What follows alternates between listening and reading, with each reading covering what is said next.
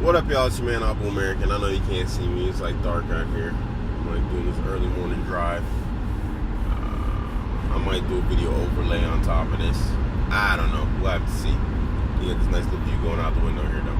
So anyway, hey, I've been observing something a lot lately.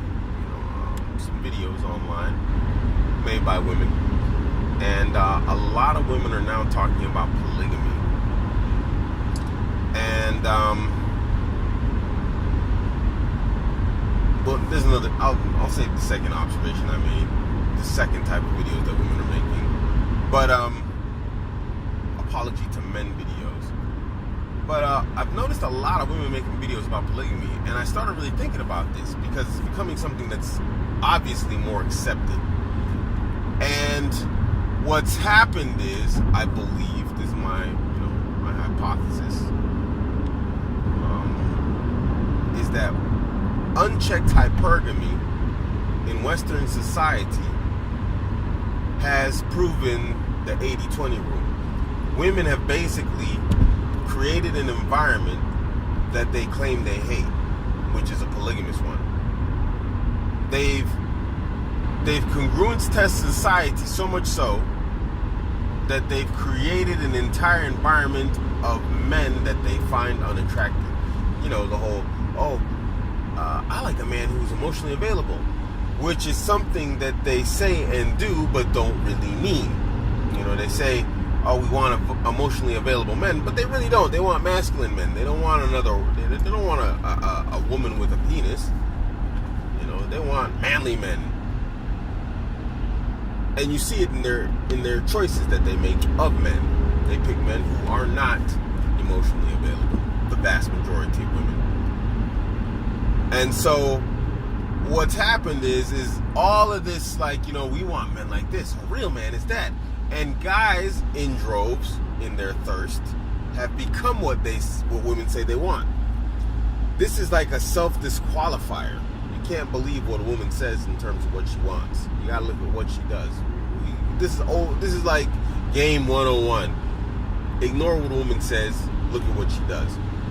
But anyway, the vast majority of men, thinking like men logically do, that a woman means what she says, because that's generally what we do, and they have externally projected the male condition onto the female one, not knowing that they're entirely different. And they believed women, and they started trying to become what women said they wanted, not knowing that women, either consciously or subconsciously, are using all of this, a real man and what I'm looking for, are all disqualifiers. They're all what they use to disqualify men from, their pick. And so now the vast majority of men have self-disqualified. Unwittingly, of course, because no man's going to willingly, disqualify himself from the available pool that a woman would want to pick from. And that's the reality. Women do pick and choose. They are the sexual gatekeepers. But anyway, what's the point of all this in the polygamy videos? Well, now there's so few men that are actually, just like, hey, whatever, I don't give a damn what you say you want. I'm going to do what I'm going to do. I'm going to be what I'm going to be. And women find that confidence, that determination and, drive and direction and mission. They find it attractive. There's so few of those men that the vast majority of the women, 80% of the women, are chasing those 20% of the men. Yeah, 80% of women are chasing 20% of the men. And now they've come to readily and happily accept polygamy with these men. They understand that these men are not going to be dedicated to them solely because they don't have to be. But as we know from the research, from history, and from modern day, red pill PUA, side of the knowledge game, if you will, that women would rather be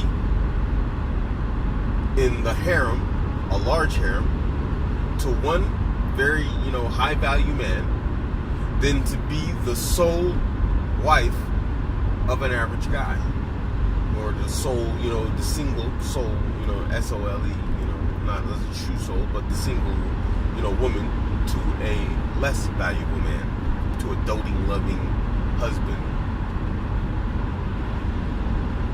And now you find women, attractive women, talking about polygamy online, making videos about it on YouTube and on Facebook. And they're accepting of it. Like, what do you think men are all about? How do you think men are? This is their nature. This is blah, blah, blah, blah, blah. And you hear them giving all these excuses for polygamy because they're in a polygamous situation. And so they're, of course, going to justify and protect their stance. So they're doing this because they've come to accept the status quo. But this is the status quo that they created as women. Women said they wanted monogamous relationships, and men codified it in law. Men made it societal law to appease and please women. And now, women said, we want emancipation and sexual revolutions and freedom, whatever else. And men edified and codified it in law. And women got right to do this, no-fault divorce, they got whatever they wanted, and unchecked hypergamy became a thing in society. Now we live in a gynocentric society, and women basically are dictating the direction the society is going and what's happening. We're coming back to a society that is starting to widely, if you look at it, if you really look, we're heading in the direction where polygamous relationships are acceptable again in society. It's an inevitability of unchecked hypergamy. Unchecked hypergamy creates polygamy. It's not men that do it. Men don't create that situation. We love it, we like it, but women create it.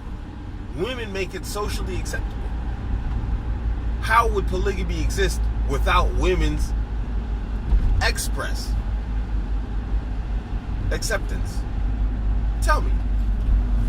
Tell me, how do you force a woman into polygamy in this day and age? Maybe like 700 years ago, that was a thing. Maybe you could force women into stuff like that. But in the 21st century, in 2018, how do you force a woman into polygamy? Someone tell me. You don't.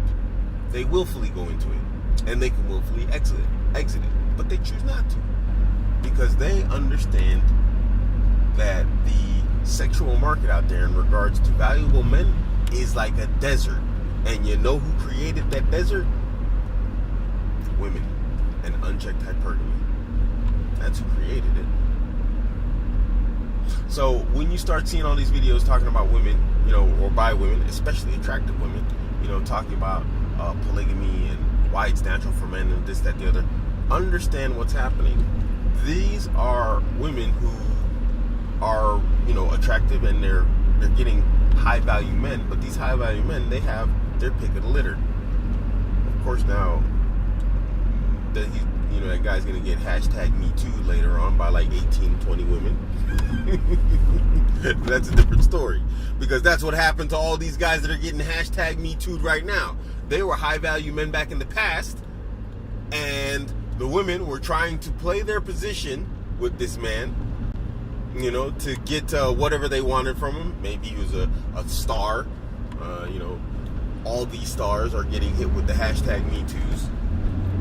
And so, what do you think is going to happen to these guys, that are polygamous today? If #MeToo is a thing in the future, they're going to get a #MeToo, just like, Bill Cosby did. You don't think Bill Cosby really had to go out and roofie women, do you? He's Bill freaking Cosby. He was banging chicks left and right because women were lining up to get banged by him. He was Bill flipping Cosby. Harvey Weinstein, he wasn't out in front of chicks masturbating, sneaking, flashing, cheap shots on chicks. Chicks wanted to be stars. They wanted to be in movies. And he took advantage of that situation, being high value and having that power and knowing that women wanted those positions and would do anything to get it. And he played his position. And so he was in a polygamous type situation where he was banging chicks left and right and all over. And then later on, of course, it all fell apart, for whatever reason. They got what they wanted. They didn't get what they wanted. and hashtag Me Too. That's a whole different conversation that can come about from unchecked hypergamy and polygamy. But understand that women create these environments. And an environment for guys like Bill Cosby and Harvey Weinstein or whatever else, even though Bill Cosby had all the charges dropped against him, but we're just going to, go with the whole guilty until proven innocent thing.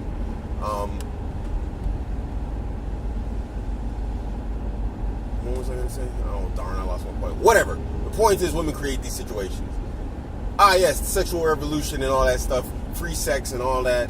That was like back in the height of the time when all this was happening, like the 70s and all this stuff. So, and the 80s.